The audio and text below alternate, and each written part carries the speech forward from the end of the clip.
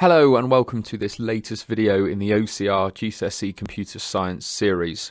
This video is a little bit different in this video we're going to be looking at a walking talking mock for the May 2019 paper for Unit 1 Computer Systems. We'll be going through what we need to do to get 80 marks out of 80 on the paper, but hopefully in as straightforward a way as possible. There are lots of potential answers for all of the questions. I'm going to be going through the ones that I would put and the ones that I think are going to get you the most marks as quickly as possible in the exam. As you hopefully know, the Unit 1 exam can cover all of the content on your screen. Unit 1 is made up of 6 parts: systems architecture, memory and storage, computer networks, network security, system software, and then the impact of technology on society. So, it would be useful if you've got a blank copy of the May 2019 paper in front of you. Let's get going.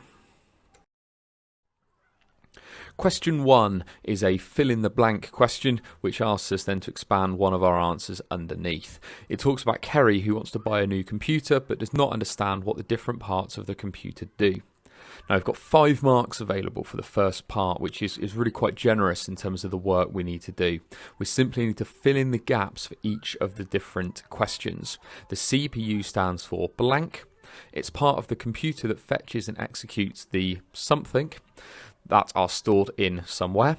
The CPU contains the arithmetic blank unit and the something unit.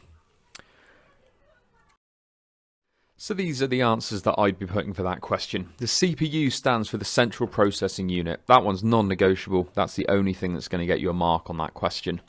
It's part of the computer that fetches and executes the instructions. Now you can get a mark there if you put data and instructions, but you can't get a mark if you just put data. That are stored in the main memory. Now you can put main memory, you can put RAM, or you can put registers, but that's where the instructions are going to be stored. One of those 3 options. The CPU contains the arithmetic and logic unit. You don't need the word "and" there, but you do need the word logic. And the control unit. And for the last one, control unit is the only thing that's going to get you the mark there. Kerry's looking at 2 computers. One has a single core processor and the other has a dual core processor. Explain why a dual core processor might improve the performance of the computer.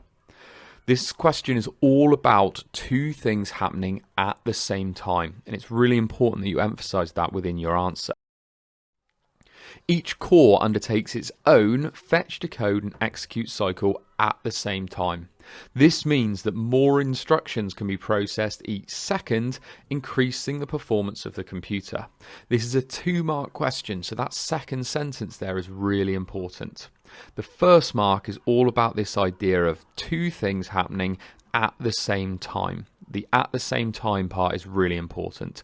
If you just put it doubles the number of instructions, it's not going to get you a mark. You then need to explain the impact that's going to have. It means that more instructions can be processed each second, and that means that the performance of the computer is going to be increased. Moving on to page 2, we've got a couple of written answers here and then a nice little tick box exercise where we can tick the questions we think we've got right and wrong. The first question asks you about cache memory. One computer's got 64 kilobytes of cache, the other has 512 kilobytes of cache. Explain how the cache size can affect the performance of the CPU. Too many people here were not clear on what cache memory is or the impact it can have. So we know that we need to make 2 points, and I've tried to do that within my answer. Cache is super fast memory close to the CPU. That's going to get me my sort of first mark, which stores frequently used instructions and data. I then need to explain, well, what's the impact of that going to be? I've got my first mark nailed on. More cache will therefore make the computer faster, and you'd maybe want to expand that up even more to say more cache will make the computer faster because more of those instructions can be stored in the cache rather than the RAM. You need to be really clear here what the cache memory does. What is the impact of it over the RAM? The cache is faster than the RAM.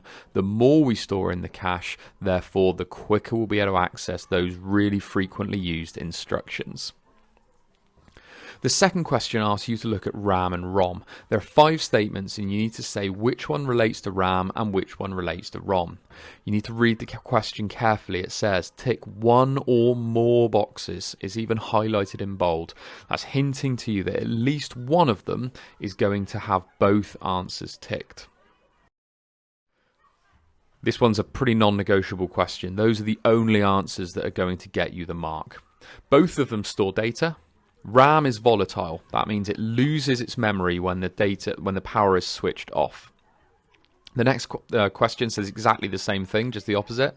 Data will not be lost when the computer is turned off. ROM is read-only. ROM stands for read-only memory, so it is read-only. And then RAM is the thing that stores the currently running data and instructions. Like I say, that question's non-negotiable. That's the only thing that's going to get you the mark.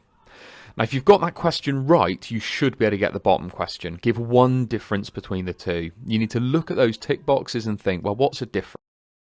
The obvious one for me is that RAM is volatile and ROM is not volatile. There are, though, a number of different answers you could get for that question, and you can check those against the mark scheme on Google Classroom. You could talk about the fact that RAM is faster, the RAM stores the currently running instructions, and that the RAM is accessed directly by the CPU. I think what I've put is probably the most straightforward, though. RAM is volatile, ROM is not. Got a fairly short question on the next page. Kerry has 5 gigabytes of files to transfer from her laptop to a work computer. She's been asked to give she's been told to buy a device to allow her to do that, and we're being asked to give one example of a solid state device. We've then got to identify whether the device that we've given is an example of primary or secondary storage. Now, there are lots of ways we can transfer our data. The most obvious for me, though, is a USB pen drive. So they'll accept USB drive, USB stick, USB memory stick, all of those sort of derivatives of that idea of a USB pen drive. What you can't have is USB on its own. USB is the type of plug or the socket where we plug in the device. So you need USB stick, USB pen stick, USB memory stick, or any of those. You're not going to get a mark for hard drive, but you would get things like a memory card or an SD card. Identify whether it's primary or secondary. Well, it's always going to be secondary. Secondary is where we have our long-term storage of files. This question says it's all about moving files around between devices, so the only answer you're going to get there is secondary.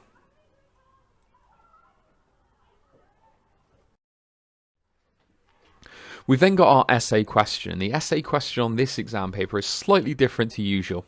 It's usually to do with ethics, the environment, those sort of stakeholder type concerns, but the essay question this time around is all around secondary storage devices. Kerry was originally going to use an optical storage device to transfer her files. Discuss whether an optical or solid state device is most appropriate to transfer them. You may want to consider, and what that really means is you must consider, portability, robustness, capacity, and cost. Now, this is a really daunting question. It's 8 marks and it's 2 sides of the exam. However, if we think back to our Craig and Dave video about how to answer essay-based questions, what we're really looking at here is 4 2-mark questions. I need to make 2 points about portability, 2 about robustness, 2 about capacity, and 2 about cost. Nowhere on this question does it say we're getting marks for spag, spelling, punctuation, grammar, those sorts of things. So if we want to answer this question with bullet points, we can. We're not going to get penalised for not putting our answer into paragraphs. Many of you should think around planning this out before you start writing, either on the back page or on the sort of extended writing page you get right at the end of the paper. Plan out what bullet points do you want to make. We're looking for 8 key points. I've decided to split mine up by paragraph. I have done an introduction and a conclusion, and I've then got 4 paragraphs in the middle. 1 about portability, 1 about robustness, 1 about capacity, and 1 about cost. Optical media includes CDs, DVDs, and Blu-ray discs. If anything, I've done that just as a little introduction to remind myself as I'm writing as much as anything. Solid state media includes SD cards and USB sticks. I've then spoke about the portability, 2 marks. Robustness, 2 marks, the capacity and the cost, and for each of those I've tried to make 2 points. I've then finished with a conclusion. The question asked me to discuss which one Kerry should choose. So at the end, I've made that conclusion. In conclusion, I think she should choose a solid state storage in the form of USB sticks. They're cheap, very large in storage size, making them the obvious choice. I'm hoping that by that point I've already got my 8 marks, but I'm just adding in my conclusion there to really reinforce that if I've maybe missed a mark along the way. At the end of that page, we're asked to calculate how many megabytes there are in 5 gigabytes. Should be a simple calculation. 5 times 1000. There are 1000 megabytes in a gigabyte. Now technically, there are 1024. You'd get the mark for doing that as well, but you're making your maths much, much harder. For all of the OCR GCSE content, they will happily accept 1000 megabytes in a gigabyte, 1000 kilobytes, always go with 100 or 1000. Don't worry around the 1024 part. So the one bit where students are dropping marks on this question is not showing they're working. You only get 1 mark if you just put the answer. You need to show you're working. 5 times 1000 for 1 mark, and then 5000 as my final answer. We're on to about page 7 of the exam paper, and we're only just on to question 2. Question 1 was made up of a lot of sort of sub-questions. Xander's tablet computer comes with system software, including the operating system and utility software. Identify 3 ways Xander can make use of the file management facility. Now, sometimes students go off on a bit of a tangent like this, on questions like this, talking about Xander maybe taking a USB pen drive and moving things around. That's not really what you're being asked. Don't overthink this question. We've used files and folders since the very first day you used a computer. We can place files into folders, we can rename files, we can delete files. That's all we need to put. We really don't need to be putting anything too technical there in terms of those answers that we're looking for. Keep it straightforward because there are lots of really obvious answers within that one. Again, that's one of those questions where there's a lot of possible answers. There's lots you could have put. If you're unsure, check on the mark scheme and it will show you all the different options that you could put. The next question says, explain how the compression software will compress the image file. Lots of you have gone through and explained in brilliant detail what compression is. 0 marks. You don't get any marks at all here for explaining what compression is. You're being asked 4 marks. How will compression software compress the image? So, compression can be lossy or lossless. Lossy compression reduces the resolution. So I'm getting a mark there for that idea around removing the resolution. The color depth or the file type to reduce the bits needed to store the file. Reducing its size. It also, though, reduces its quality. I think within that, I'm definitely making 2 key points. Lossless compression uses an algorithm, definitely getting another point there for that idea of an algorithm, to remove duplicated data in a way that doesn't reduce the quality. So I'm making 2 points about lossy, and I'm making 2 points about lossless compression. You're only getting marks there if you talk about how compression works. No marks for what compression is. Okay, you've really got to focus on how. You also want to be talking about that idea of data and not information. You can't say it removes information. The mark scheme's very, very clear on that. All about removing content that we probably don't need, that can be ignored, so that we can focus in on that information that's really, really important. Lastly, give the name of 2 other types of utility software. If you're putting compression software, you're not going to get a mark for that. It's very clear that you need to put other types. I've gone with antivirus and defragmentation, but you could get encryption software, backup, antivirus, anti-spyware, disk cleaning software, disk formatting software, and auto update software. Lots of options there. You can't have sort of decompression software. Some of you tried putting decompression. You can't have, if you put encryption, you can't get a second mark for de-encryption or anything like that. So yeah, lots of answers available there. We should be able to think of 2 from our different options for utility software. Xander has a smartwatch. Tick one box to show whether the smartwatch or a laptop is an example of a embedded system. One in that the only answer you can have there is a smartwatch. A laptop is a computer device. A smartwatch is this idea of an embedded system, a microprocessor within a larger system. It asks you then to justify your choice, and many students struggle with this sort of answer. Why is a smartwatch an embedded system? This isn't helped by the fact that smartwatches nowadays do lots of different things that probably do make them closer to a computer than an embedded system. A smartwatch or an embedded system is when a microprocessor is built into a larger device, which is not a computer. It's built into some form of device which main function is not to be a computer. Okay, normally they will have one or very limited functions. Its function as a computer are limited. Okay, so it's built into a larger device which has quite limited features. It's not about using it as a computer. Now again, there's lots of other things you can say there, and the mark scheme goes into a lot of detail, but lots of them are much more complex. If we think about a smart washing machine, a microwave, those are devices that have got a computer built into them, or at least a microprocessor built into them, but they're not computers in the form of browsing the internet and those sorts of other applications. We're then on to a new question, which in the computer science papers normally means a new scenario, a new person doing something different. So we're now on to Hamish, and Hamish wants to store confidential documents on his laptop.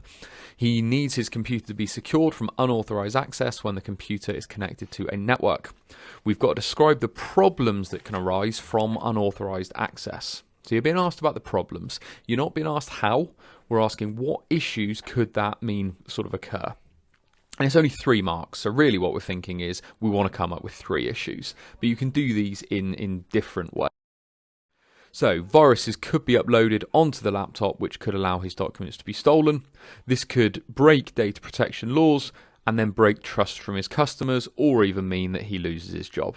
So, a really quick answer, but there's definitely 3, if not 4, points being made. Virus could be uploaded, mark 1. This could mean that documents are stolen, mark 2. This could mean he's broken the law in terms of data protection, mark 3, losing his trust from his customers, or meaning that he's losing his job. We can put, lots of those different options in there to ensure we're going to go and get those 3 marks. What you don't need there for 3 marks is lots and lots of detail.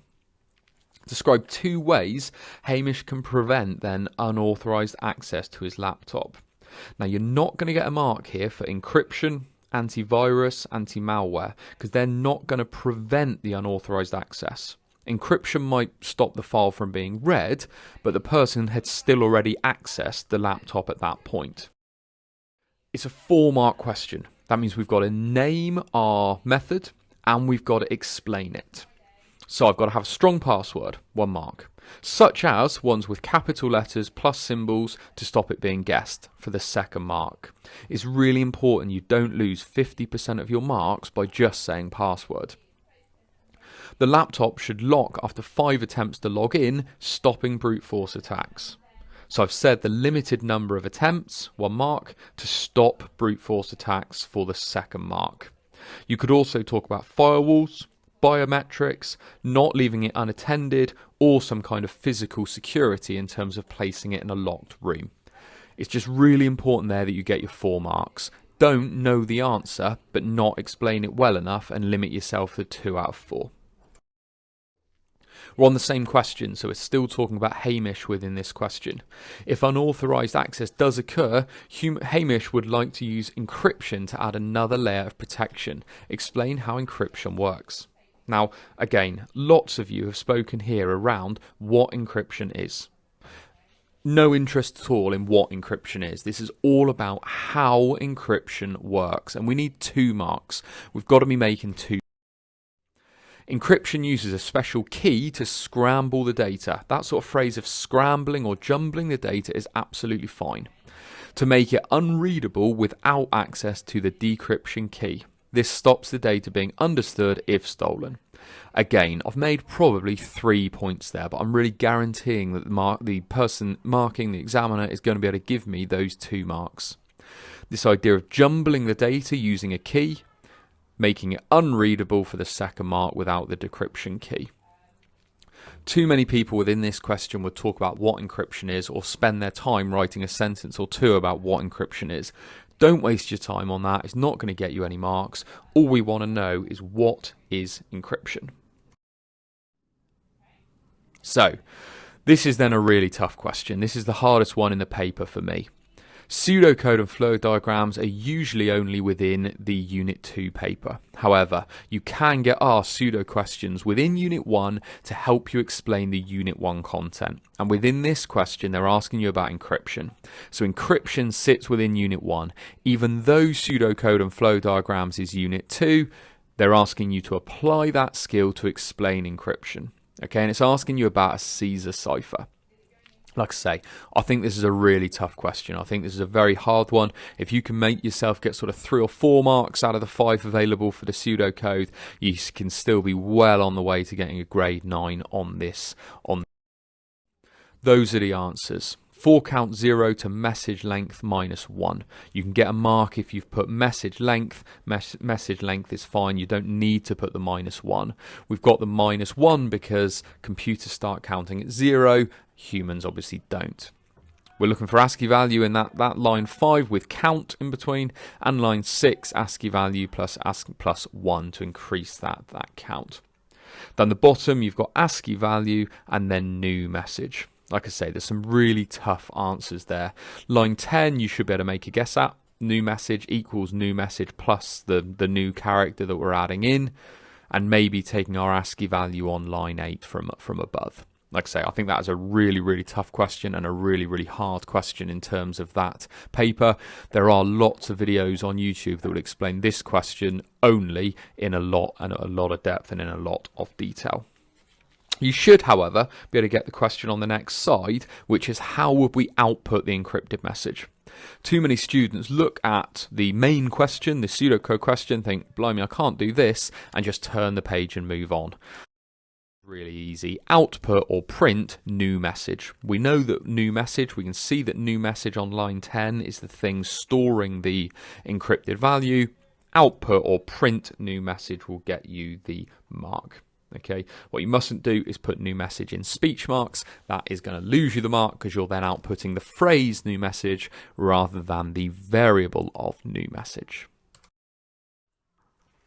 Question 4 then talks about networks. This is a question where you have got to read it properly. The office has 4 employees who each have a laptop. That means you've got 4 laptops to place. The office also has 1 server and 1 network printer. Okay, lots of you will start drawing, you'll stick a server in the middle and 4 laptops coming off of it. That's not what you're being asked to do. You need to set up a star network with a switch at the center. The switch has got to be where the devices branch off. Your star network should look like that. That's the only thing that's going to get you the mark. If you put the server in the middle, you're going to lose at least 1 and quite possibly 2 of the marks. You need 4 laptops because you've been told that in the question, and you need a printer. If you don't have 4 laptops, you're losing a mark. If you miss off the printer, you're losing a mark. This should be an easy question, but it's not if you don't read the question properly. We're then asked to describe the role of the switch. We're not asked to describe why the switch has been chosen over a router. We're not being asked to ask why the switch is there instead of the server. We're being asked what is the role of the switch? What does a switch do? As this network has no router, the switch links the devices together. So you're getting 1 mark for just simply saying it connects the devices together. It then keeps track of the IP addresses of each device on the network and routes the data packets to the correct location. Again, I think I'm probably making 3 points there. I've got it linking the devices, I've got the keeping track of the IP addresses, and then I've got the routing the data and routing the information to the correct location. Again, you're being asked what does the switch do, not why have they chosen a switch. The next question is then looking at wireless networks. It's looking at an office that has introduced wireless networks and a wireless access point. They've noticed that since then the performance of the network has decreased, and they're asking why that is. They're not particularly asking why a wireless network's slower than wired. They're asking why has the network as a whole slowed down. Now you can talk about wireless being slower, but that's the key trick here, is that they're talking about the whole network having slowed down. So why might that be? Well, we could think about the fact there could be more devices at work. Okay, so we could say there wireless communication is slower. Additional wireless devices, such as every user now having a mobile phone, is going to increase traffic and further decrease the speeds. We might talk about the fact that bandwidth is being split and that we've got more users using the same amount of bandwidth. It's one of those questions where a lot of people would get 1 mark out of 2 for saying, well, wireless is slower. Well, yep, wireless is slower than wired communication, and you need to say wired communication, not just that it's slower. But we then need to talk about, well, what else? Okay, it means that everyone who was previously connecting with a desktop is now connecting with a desktop and a phone and maybe a tablet. So we've got a lot more devices on the network. Identify 2 other factors that can affect network performance. Now this is talking about why it can be slower, what things make it slower. So you're not going to get marks here for things like latency. We're asking what causes the latency. Okay, so what are the factors that make it? Bandwidth is going to be 1. How much have we got available in terms of the bandwidth? How many users is it being split between? And then number of users is the other obvious one. You could talk about interference, distance, the amount of data being downloaded, the applications being used, and any other sort of obstacles in the way in terms of walls, fridges, wire fencing, those sorts of things that we know kill a wireless signal. But the easy ones for me are bandwidth and the number of users. The final question asks, what is meant by a virtual network? Now, the idea of a virtual network is a non-physical or a software-based network that runs within an existing network. So within a school, we might have a virtual network for students, and then we might have a virtual network for staff. The idea of a non-physical, software-based network used to divide up physical networks. Always think about your school for this one. Most schools will have separate security rights for staff and students, and that could be done through a virtual network. We're then on to another sort of longer question. We've got a 5-mark question here asking around how does a website appear on a screen? The IP address 192.blah is linked to the website ocr.org.uk. When ocr.org.uk is entered, the website homepage is loaded. Describe the relationship between the website and the IP address. This is a prime question where I would be bullet pointing my answer. You need to make 5 points, 5 things that happen to make it appear on the screen. And a really obvious thing to do here would be to bullet point. Websites are all hosted on a web server. Awesome, got a mark. Each server has an IP address, potentially getting myself a 2nd mark. A user enters the URL into the web browser. The URL is then sent to the DNS server, which converts the user-friendly URL into a computer-friendly IP address. I'm getting at least 1, if not 2 marks for that middle paragraph. The request is then sent in the form of packets to the web server, another mark, which sends back the requested web page, and I might want to add in the form of packets to that bit at the end there. Okay, you don't need to fill up the page here. This is a really straightforward question if you break it down. Lots of students blabber on here about the internet and DNS and IP without really saying a lot. Just make 5 very clear points. Websites are hosted on web servers, and web servers have got IP addresses. IP addresses are hard to remember, so instead we enter a URL. The URL is converted to an IP address at the DNS server, and the request is then sent for the website. It's broken into packets, and the website is sent back. You don't need to talk too much about that return journey, because it's really asking you about the relationship between the URL and the IP address. So we're talking about that bit of me typing it in to the request reaching the IP address on the web server. I'm thinking there we're probably making 6 or 7 points, which will certainly guarantee us our 5 marks. Another tough question here around layers. The TCP/IP model uses layers, including the application layer and the transport layer. Explain why the model uses layers. But it is only a 2-mark question, so this is a tough one, but if you're not nailing this question, it's not the end of the world. Separating layers allows for one layer to be removed or changed without impacting the other layers. So we're talking around this idea of if you want to update the TCP/IP model, You only need to update the layer that's being impacted. So we might update the application layer and leave the other layers alone. We might update the transport layer, the way the packets are transported, but we wouldn't necessarily need to change the application layer at all. I could change how the packets travel down a wire without needing to update how Outlook 2019 works, because it would use different layers. Like I say, a tough question, but it is only 2 marks. You only need to make your 2 points there. We've then got to fill in the blank. We're being asked about different protocols. Now, hopefully you can remember some protocols. This is one of those where you need to put in the ones you know first. So viewing a website, for example, hopefully you can remember is HTTP or HTTPS. Then look at the slightly tougher ones. So question, we've got SMTP. SMTP is the one that deals with sending emails. Begins with S, sending. It's all to do with sending emails. Transmitting a file is FTP. Viewing a website, you can have HTTP or HTTPS. And then we've got 2 options for the final one. You've got IMAP or POP. Those are the 2 email protocols that deal with downloading an email to your computer or receiving an email. POP meaning Post Office Protocol. You receive mail from the post office. Remember, POP is all around that idea of receiving your email. But you've got IMAP as well that will also get you the mark in there. Again, those ones are either right or wrong. You've either got those or you haven't. So we're now on to the final page of the exam. It's a 90-minute paper. You're hopefully 60 or 70 minutes in at this point. You've left yourself a really decent chunk of time to go through and check your answers, but you've also not rushed through. If you're at this question and you're only half an hour in, you need to be really thinking about the amount of detail you've written in terms of your previous answers. We're being asked a new question here, question 6, which again means a new scenario. We've got Fiona, who's a software engineer. We've got to discuss the environmental impact of Fiona making her games a digital download rather than making them available in shops. There are lots of answers here and we're looking for 2 marks. So we want to be making 2 points.